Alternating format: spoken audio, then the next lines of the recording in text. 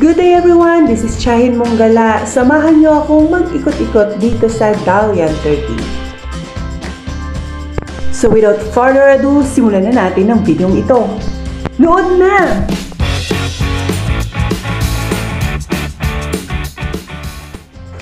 Sa day 2 ng aming trip dito sa Dalian, Turkey ay sumama kami sa isang boat tour. Ito ay isang organized boat tour ng mga kooperatiba ng mga lokal dito sa Dalian Marmaris, Turkey. Dumaan kami sa mahabang ilog tapos nandito na nga kami sa napakalaking lawa. Maraming na-amaze, meron palang waterfalls, ilog at lawa dito sa Turkey. Akala kasi nila, disyerto ang lugar na ito.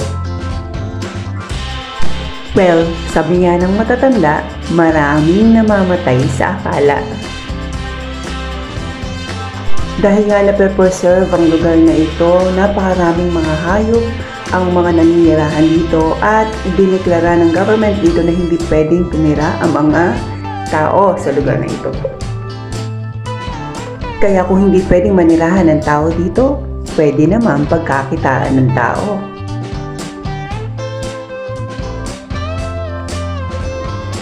Ang boat tour na ito ay inorganisa ng mga nasa kooperatiba ng mga lokal ng Dalian Marmaris.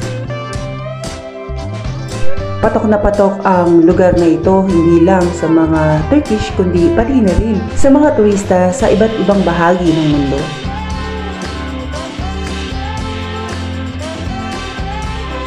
I-enjoy muna natin ang nakikita natin sa paligid. Ganda!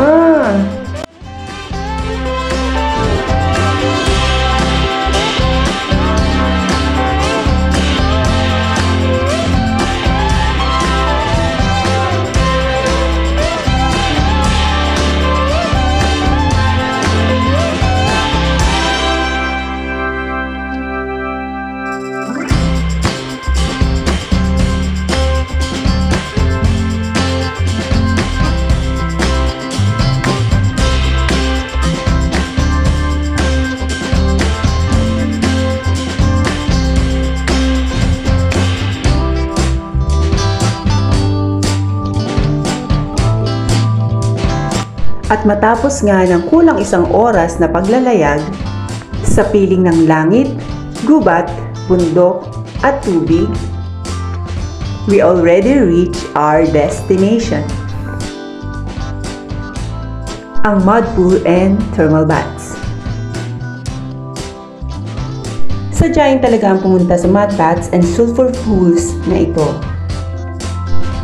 Ito ay located sa far side of Lake Koyukegis. Dito pa rin yan sa Dalian Marmaris. Ang local government ang nagpapatakbo ng mud pools na ito at hindi ito free. Bago ka bumaba ng bangka, kailangan mong magbayad ng entrance fee. Magagamit mo naman ang lahat ng amenities dito, yung mud pool, yung shower, pwede kang maligo sa lake for free. Pwede mong gamitin yung umbrella dyan. Pwede kang gumamit ng thermal baths o yung tinatawag nilang sulfur bath. At syempre, pwede kang gumamit ng toilet. Yun ang pinaka-importante. Sinasabing ang mud bath na ito ng Dalian ay magbibigay ng medicinal benefits for your skin dahil nga merong nutrient-rich of nature ang mud na ito. Na nga kami sa mud bath. Hindi ko alam kung saan nagagaling yung mud na ito. Ba't ang dami? Ayan.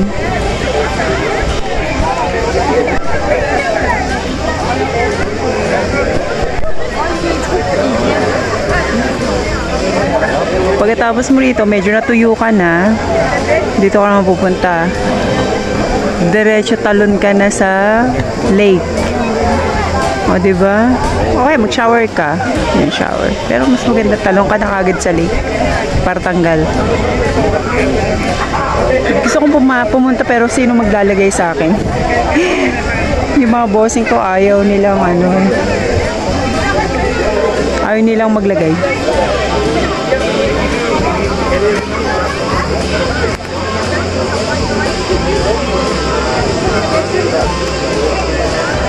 Alam niyo ba ang amoy nito?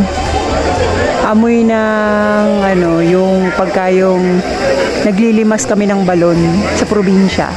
Yung araw kasi doon sa amin, sa Malolos, meron kaming balon. Pag naglilimas kami ng balon, yan ang amoy. Amoy pusa. Amoy burak, actually. Pinaniniwala ang mud pool na ito ay nakagagamot sa taong may rayuma, arthritis, eczema, at iba pang mga skin diseases. Yun ay patotoo ng mga ibang gumaling dahil sa pagbababad at pagpapatuyo ng putik sa kanilang katawan.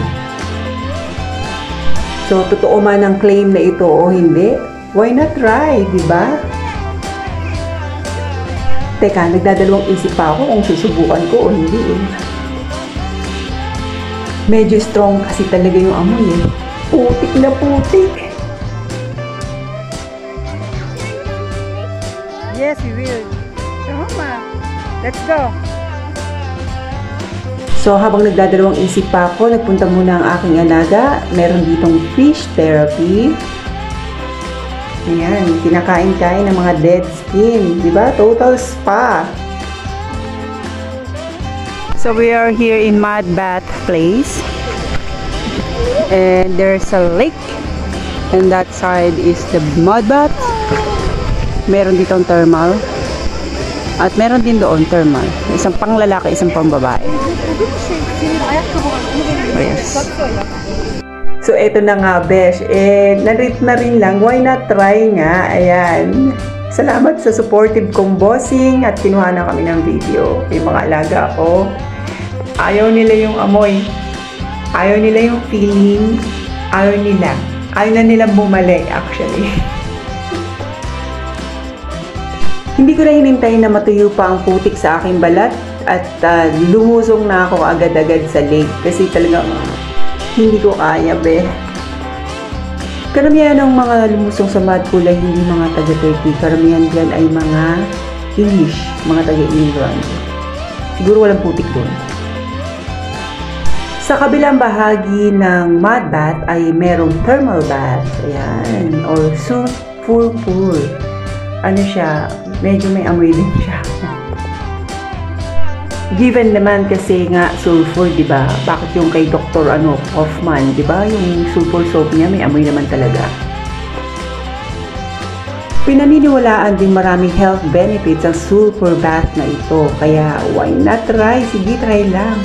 Kaya lang napakainit, besh. 39 degrees. Tapos yung temperature sa labas, ganun din. Napakainit. Parang nasa oven yan.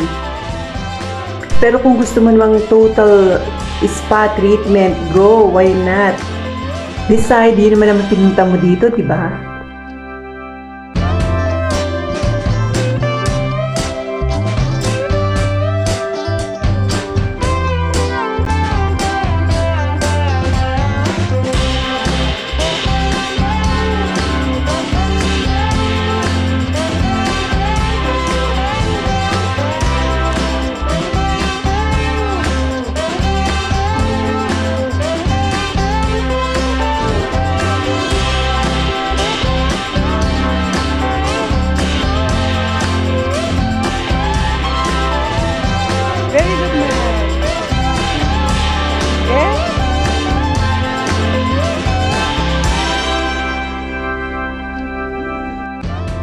Isang oras lang yung allowed na magstay kami dito sa lugar na ito, kaya bago mag-isang oras ay bumalik na kami sa aming bangka.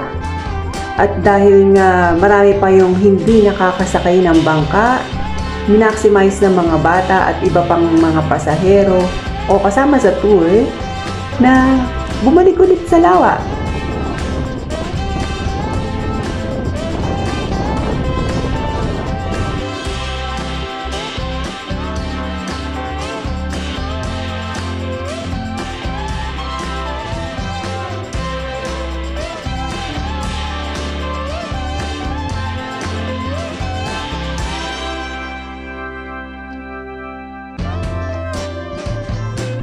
Kung mag-a-avail kayo ng two-way tour, kailangan magdala kayo ng extra damit kasi sure na mababasa. As per as my experience, dapat magdala kayo ng 3 sets of swimsuit nyo.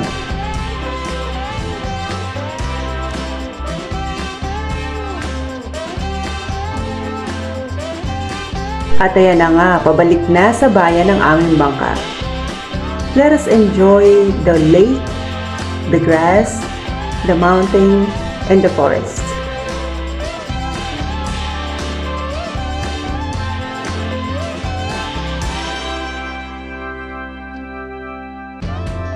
I thank God sa mga nakikita kong natural na yaman sa paligid ko.